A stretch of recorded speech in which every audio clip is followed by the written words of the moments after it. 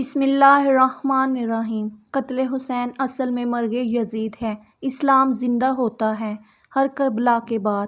کربلا کا واقعہ گزر جانے کے بعد جب یزید کو ہر طرف سے لعن طعن ہوئی اور ہر کوئی مظلوم حضرت حسین رضی اللہ تعالیٰ عنہ کے بے گناہ قتل پر ظالم یزید کو برا بھلا کہنے اور بولنے لگا، اور ہر طرف سے امام زین العابدین اور سید زادیوں کی رہائی کے لیے آواز بلند ہونے لگی، تو یزید نے امام سجاد کو بلایا اور پوچھا کہ میں قیدیوں کو رہا کرنا چاہتا ہوں، آپ اس بارے میں کیا کہتے ہیں؟ امام سجاد نے فرمایا کہ میں شریک الحسین سے مشورہ کر کے بتاؤں گا۔ ناظرین، پھر حضرت امام سجاد نے حضرت زینب سے مشورہ کرنے کے بعد یزید سے کہا کہ ہماری کچھ شرائط ہیں، تو یزید نے امام سجاد سے کہا کہ اپنی شرائط بتائیں، تو امام سجاد نے یزید سے کہا ہمارا لوٹا ہوا مال واپس کریں، ہمارے شہید افراد کے مبارک سر ہمارے حوالے کریں۔ ناظرین، یزید نے تمام شرطیں مان لیں، لیکن جب یزید کی بہن امالہ کو اس معاہدے کا علم ہوا تو شیطان صفت عورت غصے سے لال ہو گئی اور کہا کہ قیدیوں کی شرطوں پر معاہدہ کیسے ممکن ہے؟ ناظرین، اس عورت نے تمام اہل شام کی عورتوں کو اپنے محل میں جمع کیا اور حضرت زینب اور تمام سید زادیوں کو بھی اپنے محل میں بلوایا۔ ناظرین، یزید کی بہن امالہ نے کھڑے ہو کر تمام شام کی عورتوں کے سامنے تکبرانہ انداز میں حضرت زینب کو مخاطب کر کے کہا کہ اس محل کی دیواریں آسمان تک پہنچی ہوئی ہیں اور اس کا مالک عزت مآب یزید ہے، جس کی حکومت مشرق سے مغرب تک پھیلی ہوئی ہے، اس کے خزانے چاندی، ہیرے جواہرات سے بھرے ہیں اور جس پر اللہ بھی راضی ہے، تبھی تو تم پر یزید کو فتح ملی ہے۔ اس کے بعد شام کی عورتوں کی طرف دیکھ کر اس نے حضرت زینب سے کہا کہ تم بتاؤ تم کون ہو؟ اس پر حضرت زینب نے جلال بھرے لہجے میں کہا کہ میں نے تیری بات سن لی، مگر تو نے ابھی تک میرا مکمل تعارف نہیں پایا، لیکن تمہارا تعارف یہی ہے کہ تم حسین کے قاتل یزید کی بہن ہو۔ میرے بھائی نے ہی نبی کریم صلی اللہ علیہ وآلہ وسلم کے خاندان کی عورتوں کو ناحق اسیر بنایا اور تم بھی باعزت ہونے کا دعویٰ کرتی ہو، تم جس کی بھلائی کی مشرق و مغرب تک حکومت پر اترا رہی ہو۔ سن لو، میرے رب کی حکومت پوری کائنات پر ہے۔ تم نے سچائی تو سن لی، لیکن میرے جدہ امجد پوری کائنات کے مالک خالق کے محبوب ترین نبی صلی اللہ علیہ وآلہ وسلم ہیں۔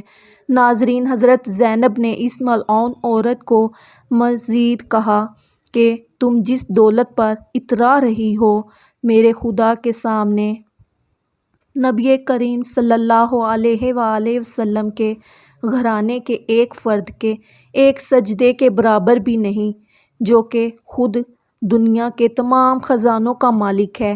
یہ محل جس پر تم کو فخر ہے، رب کائنات جلد ہی اس کو مٹی کا ڈھیر بنا دے گا۔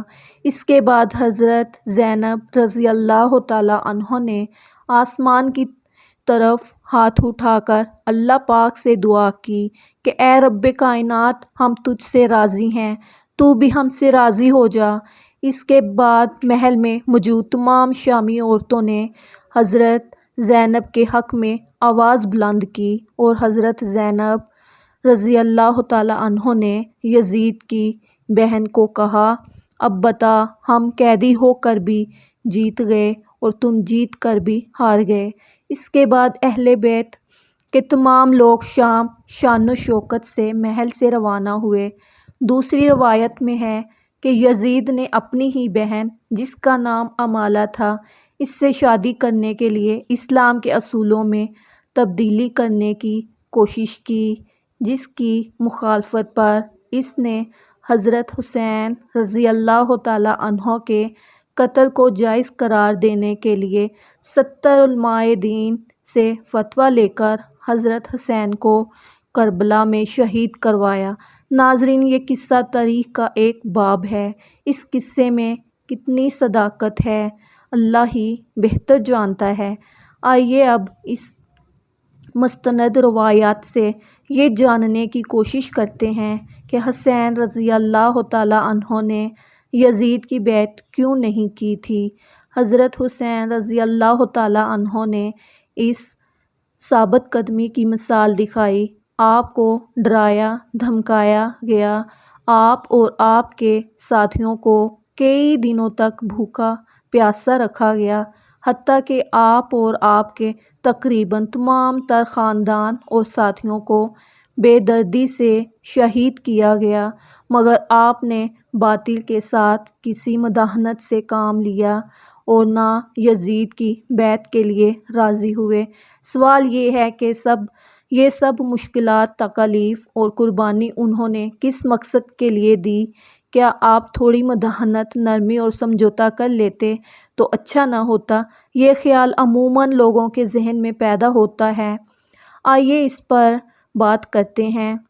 کچھ لوگوں کا خیال ہے کہ حضرت حسین رضی اللہ تعالیٰ عنہ اپنی خلافت قائم کرنا چاہتے تھے، اس لیے یزیدی فوج سے جا ٹکرائے۔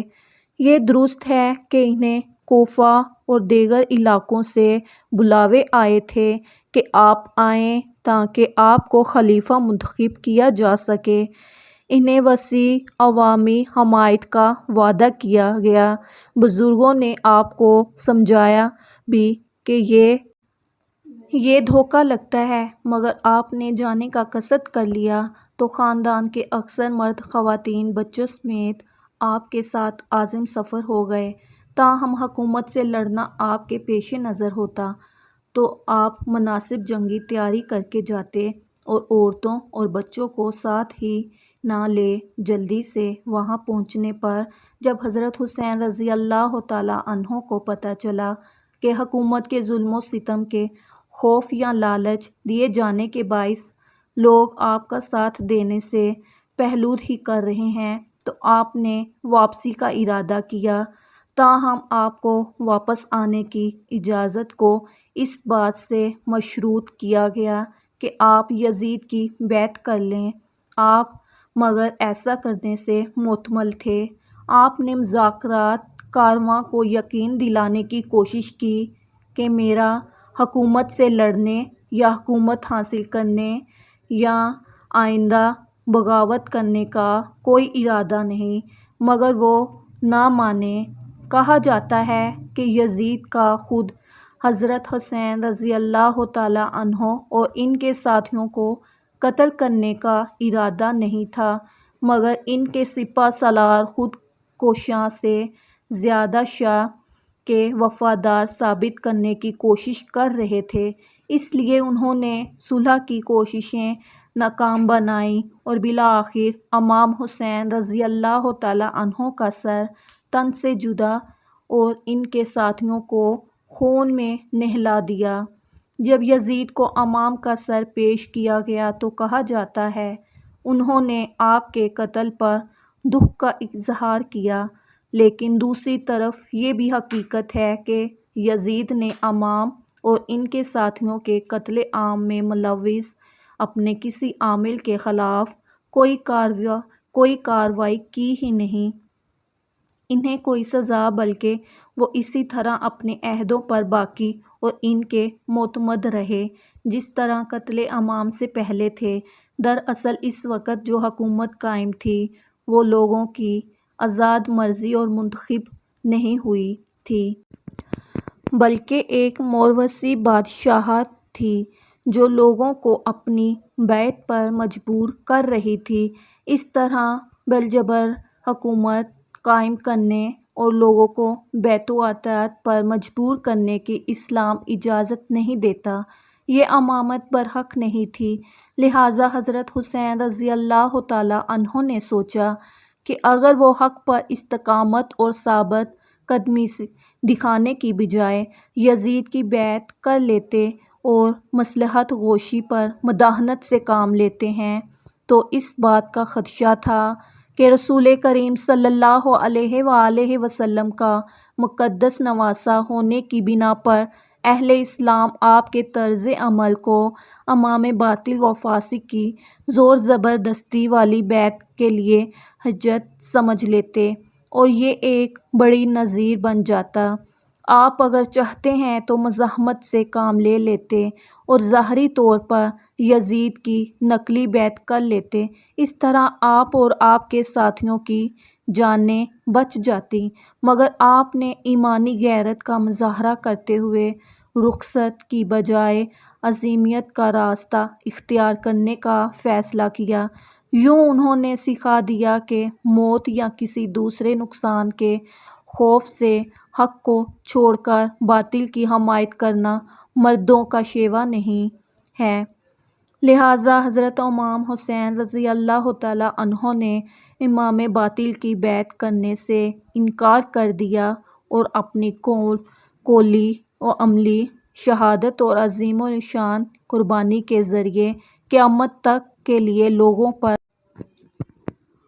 راہ عظیم مثال قائم کر دی۔ آپ نے سکھا دیا کہ اگر آئندہ حق و باطل کے درمیان اس طرح کا معرکہ برپا ہوا تو حق و باطل میں ترجیحی انتخاب کا موقع آئے یا کوئی فاسق اور ظالم لوگوں پر بالجبر اپنی حکومت مسلط کرنے کی کوشش کرے تو آزادی، قانون کی بالا دستی، جمہوریت اور انسانی وقار کے علمبردار کسی مداہنت سے کام نہ لیں، جرأت دکھاتے ہوئے حق کے ساتھ سینہ تان کر کھڑے ہوں اور حق اور باطل کے ساتھ کسی بھی طرح کی حمایت اور تعاون سے صریح انکار کر دیں۔ حقیقت یہ ہے کہ حضرت امام حریت جب وہ حکومت انسان دوستی اور حق و صداقت کے لیے کوشاں لوگوں کے لیے مشعل راہ ہے۔ یہاں یہ بھی جان لیجیے کہ کیا امام احمد بن حنبل نے یزید بن معاویہ کے کفر کا فتویٰ دیا ہے؟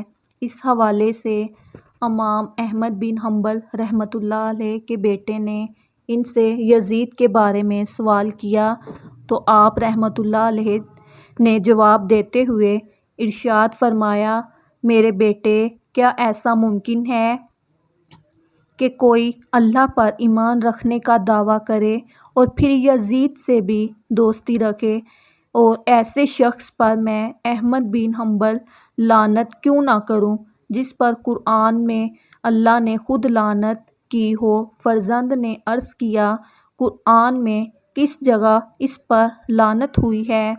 تو انہوں نے جواب دیا کہ اللہ کے اس فرمان میں، پس اے منافقو، تم سے توقع یہی ہے کہ اگر تم قتال سے گریز کر کے بچ نکلو اور حکومت حاصل کر لو تو تم زمین میں فساد ہی برپا کرو گے اور اپنے ان قریبی رشتوں کو توڑ ڈالو گے جن کے بارے میں اللہ اور اس کے رسول صلی اللہ علیہ وآلہ وسلم نے مواصلت اور مودت کا حکم دیا ہے۔ یہی وہ لوگ ہیں جن پر اللہ نے لعنت کی ہے اور ان کے کانوں کو بہرا کر دیا ہے اور ان کی آنکھوں کو بھی اندھا کر دیا ہے کہ قتل امام حسین سے بڑھ کر کوئی بھی فساد ہو ہی نہیں سکتا تھا۔ یزید کی ابتدائی زندگی اور حالات و واقعات اور اس کی زندگی پر اگر نظر ڈالی جائے تو معلوم ہوتا ہے یہ تو نوخیز اور الگ قسم کا نوجوان ہے۔ مسلمان گھرانے میں پیدا ہونے کے باوجود اسلام کی روح سے روشناس نہ ہو سکا تھا۔ یہی وجہ ہے کہ وہ اسلام اور اسلامی تعلیمات سے یکسر بازی تھا اور دینداری سے ہٹ کر اگر غیرانسانی اقدار قوانین کی بات کی جائے تو اس نے ان کو بھی پامال کرنے میں کوئی کسر نہ چھوڑی تھی، یعنی وہ علانیہ اپنی ماں، بہن، بیٹیوں تک کو شہوت کا نشانہ بناتا اور ان کے ساتھ نکاح کو جائز قرار دیتا تھا۔ بیان کیا جاتا ہے کہ حضرت عبداللہ بن حنظلہ رضی اللہ تعالیٰ عنہ مدینے کے ان بزرگوں یعنی سرداروں میں سے تھے اور آپ اس وفد کا حصہ تھے جو اہل مدینہ کی طرف سے یزید کے حالات معلوم کرنے کے لیے یزید کے پاس گئے تھے۔ آپ کے ساتھ آپ کے 8 بیٹے بھی تھے۔ وہاں سے واپسی پر یزید نے آپ کو بطور خوش آمدید 1,00,000 درہم دیے اور آپ کے بیٹوں میں سے ہر ایک کو 10,000 درہم دیے۔ اس کے علاوہ انہیں سواریاں اور خلعتیں بھی دیں۔ جب حضرت عبداللہ مدینہ منورہ پہنچے تو لوگ آپ سے پوچھنے لگے کہ بتائیں وہاں کی کیا خبر ہے، آپ نے یزید کو کیسا پایا؟ آپ نے فرمایا، میں ایک ایسے شخص کے پاس سے آ رہا ہوں، اگر میرے ان بیٹوں کے علاوہ کوئی بھی میرا ساتھ نہ دے تو میں پھر بھی اس سے ضرور جنگ کروں گا۔ لوگوں نے کہا، ہم نے سنا ہے کہ اس نے آپ کی خوب عزت و توقیر کی اور آپ کو کچھ مال و متاع سے بھی نوازا۔ آپ نے فرمایا، ہاں یہ تو اس نے کیا، اور یہ سب کچھ میں نے اس لیے قبول کیا کہ اس کے ساتھ میں اس کے خلاف تقویت حاصل کروں گا۔ یہ سن کر لوگ بھڑک اٹھے اور آپ کے ہاتھ پر بیعت کر لی۔ ایک زمانے میں اہل مدینہ نے بنو امیہ کو مدینہ منورہ سے نکال دیا اور علانیہ یزید کی برائی بیان کرنے لگے۔ سامنے یزید کے خلاف حضرت عبداللہ بن حنظلہ کے ہاتھ پر بیعت کر لی۔ پھر حضرت عبداللہ نے فرمایا کہ اے قوم، خدا سے ڈرو۔ پس خدا کی قسم، ہم نے اس وقت تک یزید کی بیعت نہیں توڑی، یہاں تک کہ ہمیں خوف ہوا کہ ظلموں اور زیادتی کے سبب کہیں ہم پر آسمان سے پتھر نہ برس پڑیں۔ یعنی برائی بہت ہی عام اور بڑھ گئی، کیونکہ یزید ایک ایسا شخص تھا جو ماؤں، بیٹیوں اور بہنوں کے ساتھ نکاح جائز کر دیتا تھا اور شراب بھی پیتا تھا۔ علامہ ابن حجر مکی رحمۃ اللہ علیہ السلام نے تو اس روایت میں یہ بھی اضافہ کیا ہے کہ یزید وہ ظالم شخص تھا جس نے رسول صلی اللہ علیہ وآلہ وسلم کی اولاد کو شہید کیا۔ ناظرین، یہ ایک منتقل روایت ہے جو تاریخ کی درجنوں کتب میں موجود ہے۔ اس کے مطابق حضرت عبداللہ بن حنظلہ رضی اللہ تعالیٰ عنہ نے یزید کی ذہنی افکار کو بھی بڑی وضاحت سے بیان کیا، یعنی ہر عقل و شعور رکھنے والا آدمی بآسانی یہ سمجھ سکتا ہے کہ یزید کے دل و دماغ میں ہر وقت کس قسم کے خیالات سوار رہتے ہوں گے۔ وہ سید زادیوں اور امہات ام المومنین وغیرہ کے متعلق بھی کس قسم کا ذہن رکھتا ہوگا۔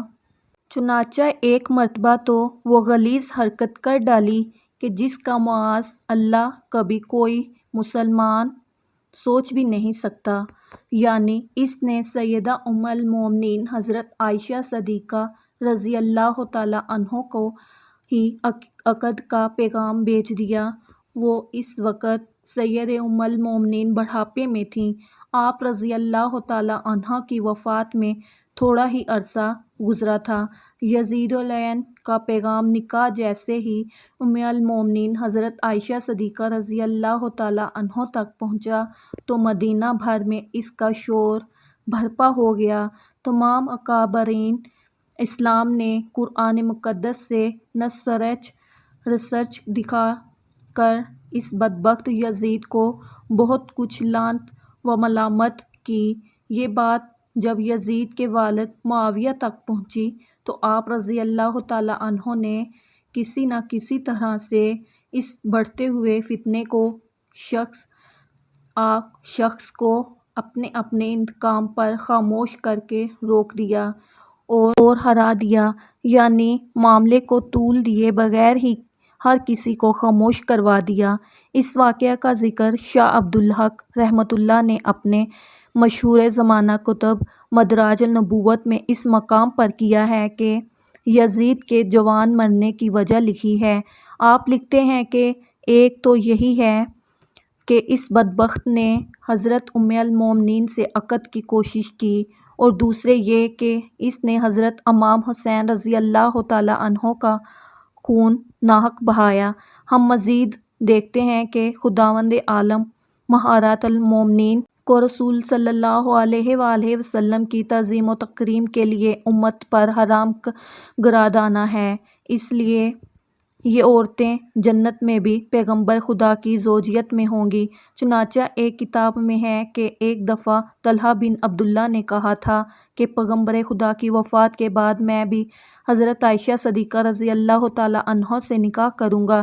چنانچہ طلحہ کے اس ارادہ پر اللہ تعالیٰ نے قرآن مقدسہ کی وہ آیت نازل فرمائی جن میں کہ ازواج رسول صلی اللہ علیہ وآلہ وسلم سے نکاح سے منع فرما دیا۔